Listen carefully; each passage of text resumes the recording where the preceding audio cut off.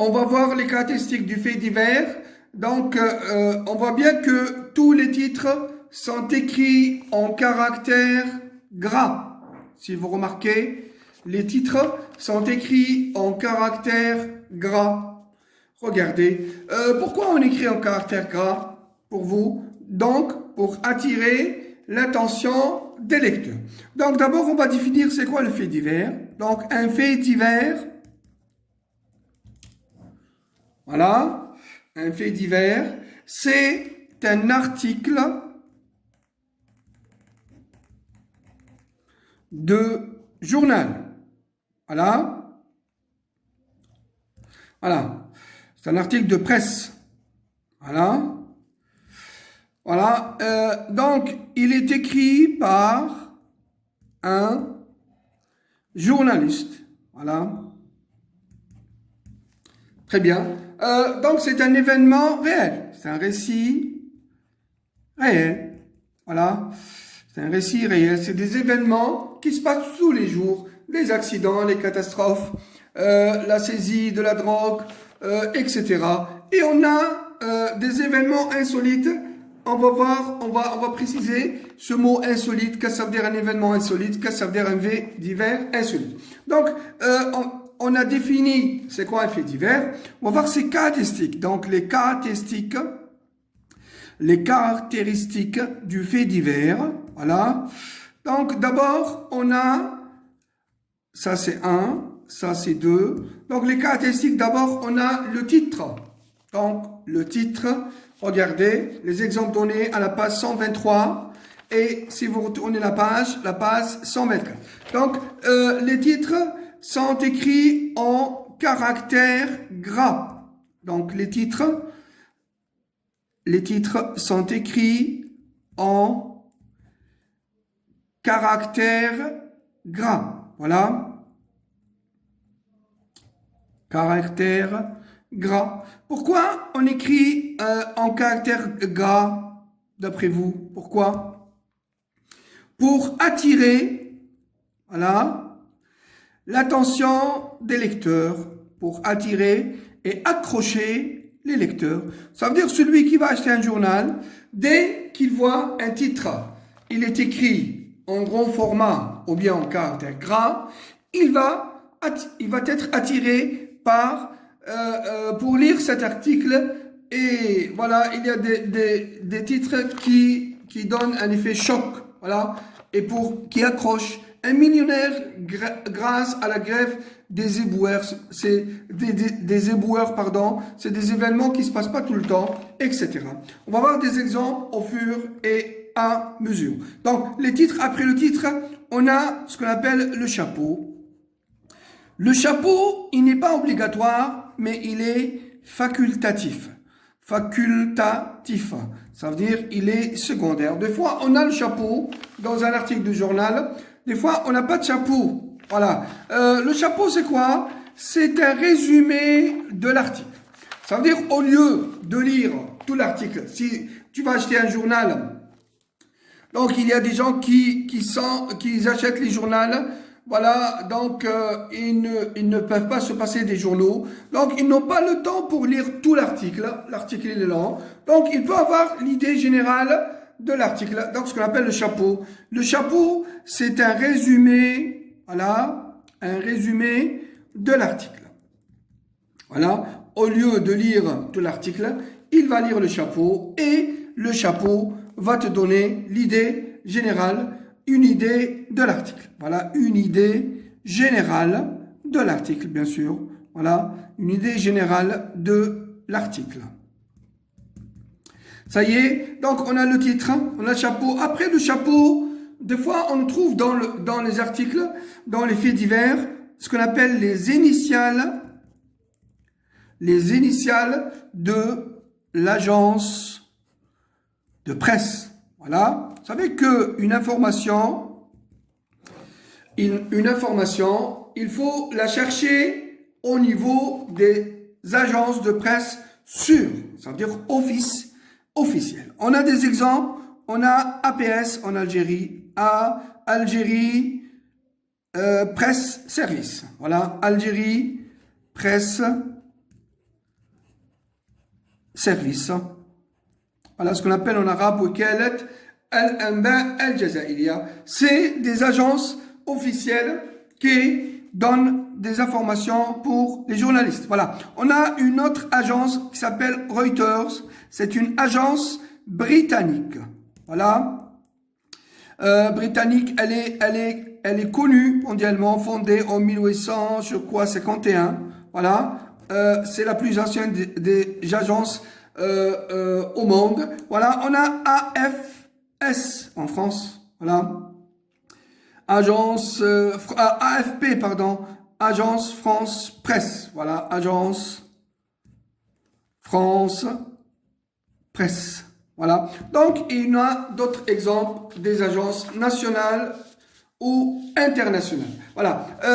Après les initiales de l'agence de presse, on a le texte, pardon. Après le titre, le chapeau, les initiales, on a le texte.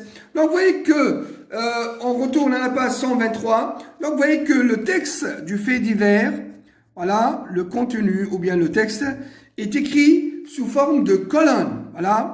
Est écrit sous forme de colonne. Pourquoi on écrit sous forme de colonne? C'est ça la forme de colonne, un petit paragraphe ici et un autre là, et il y a un espace entre les paragraphes. Pourquoi cette forme d'écriture dans les journaux? On voit surtout dans les journaux, magazines et revues. Donc, pour cette forme d'écriture, le colonne, pour faciliter tout simplement, faciliter la lecture, tout simplement au lecteur. Voilà, pour faciliter la lecture, la tâche, pour faciliter la tâche au lecteur. Voilà. Ça veut dire, imaginez qu'on écrit la même écriture comme un livre normal. Donc, le paragraphe, il doit être long à lire. Et vous savez que dans un journal, on a plusieurs articles et plusieurs domaines à lire, le sport, politique, etc. Donc, la forme de colonne, tout simplement, elle facilite la lecture, la tâche au lecteur. Donc, après le texte, on a la référence. Voilà, la référence, c'est...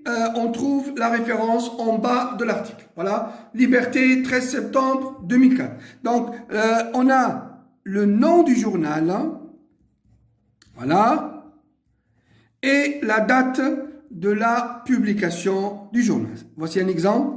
Voilà, la date de sa publication. Voilà. Le 13, le nom du journal, Liberté. Donc, on est toujours à la page 123, 13 septembre 2004. On peut ajouter aussi des initiales du nom du journaliste. AF, par exemple. A. Abdelkader Felsi. Voilà, c'est mon nom. Voilà. AF. Les initiales de l'agence, les initiales du nom du journaliste. Il peut écrire son nom sous forme des initiales AM,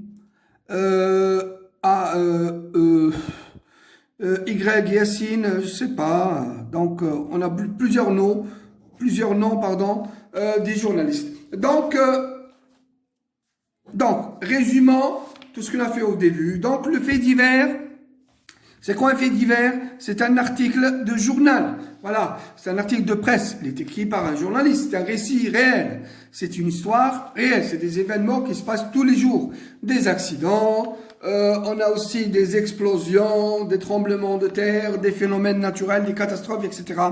Donc, les caractéristiques du fait divers, ils se distinguent des autres types de textes par le titre. Le titre, il est écrit sous forme gras, caractère gras, pour attirer l'attention du lecteur. Le chapeau, c'est le résumé. Il est facultatif. Il n'est pas nécessaire. Des fois, on le trouve. Des fois, on ne le trouve pas. Après le chapeau, on a les initiales de l'agence de presse, APS, Reuters. On les trouve en parenthèse au début de l'article. Voilà. Après, on a l'article en question. Le texte est écrit sous forme de colonne. Voici l'écriture de colonne. Il y a un espace, un petit paragraphe par-ci et par-là. Donc, pour faciliter tout simplement la lecture, la ligne, elle est courte par rapport à l'écriture d'un livre, par exemple. Et en bas, on a la référence, la date, le nom du journal et la date de la publication. On peut même avoir le nom, les initiales du journaliste, le nom du journaliste. Voilà. Ça, c'est les caractéristiques. Donc, un fait divers, on classe la classification du fait divers, voilà, en 3 rubriques. Fait divers, on a un fait divers, soit il est méfait, soit accident, catastrophes naturelles, les catastrophes, les ouragans, les catastrophes, voilà. Soit il est insolite, donc on va expliquer ce que ça veut dire insolite. Donc un méfait, c'est des dégâts. Par exemple, à la page 123, saisie de 44 kilos de résine de cannabis. Donc ça, c'est des dégâts. On va le classer ici.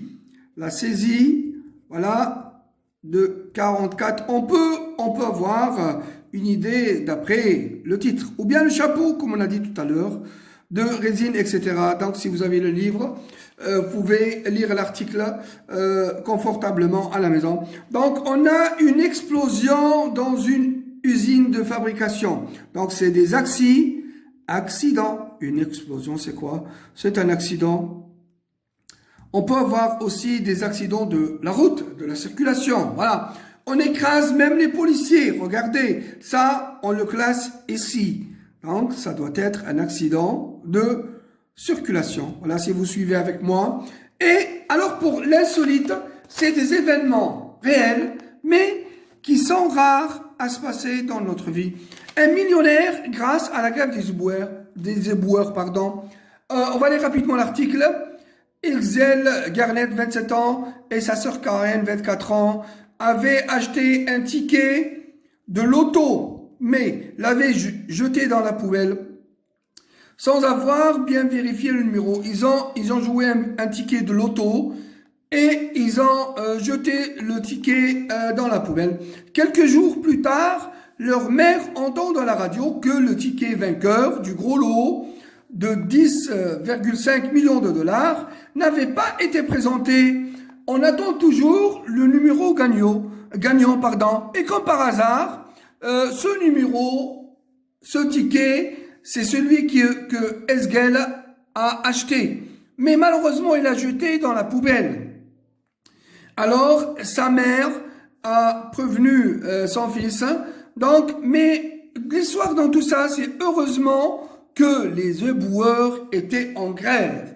Alors, il a récupéré son ticket de loto et il a gagné les 10 millions de dollars. Donc, cet événement réel qui se passe pas tous les jours. Donc, c'est un événement insolite. Donc, un millionnaire, on va le classer ici, millionnaire, grâce à la grève des éboueurs. Ça veut dire des événements qui sont rares à se passer. C'est des événements réels, donc on les appelle insolites, événements rares. Voilà, on a des accidents catastrophes et on a des dégâts ou bien des méfaits. Voilà, donc on a le séisme de magnitude. Je vous laisse à la maison de faire cet exercice. Voilà, classé. Donc on a un exercice à la maison, exercice numéro 1. Voilà. Voilà, à la page 127. Donc, vous avez toujours, on a besoin des livres, donc il faut toujours utiliser le livre. Voilà, on a des titres. Voilà, page 27. À 73 ans, il vient d'avoir son 26e enfant. Donc, un titre, il est vieux et il a 26 enfants. Donc, comme vous voyez, cet événement, c'est un événement insolite. Mais, je vous demande de faire. Donc, chaque titre qu'on a ici correspond à un fait divers. On n'a pas écrit l'article, mais on n'a que des titres. Ce que vous allez faire à la maison, à chaque titre, vous allez trouver un chapeau. Voilà. Rédiger un chapeau. Voilà.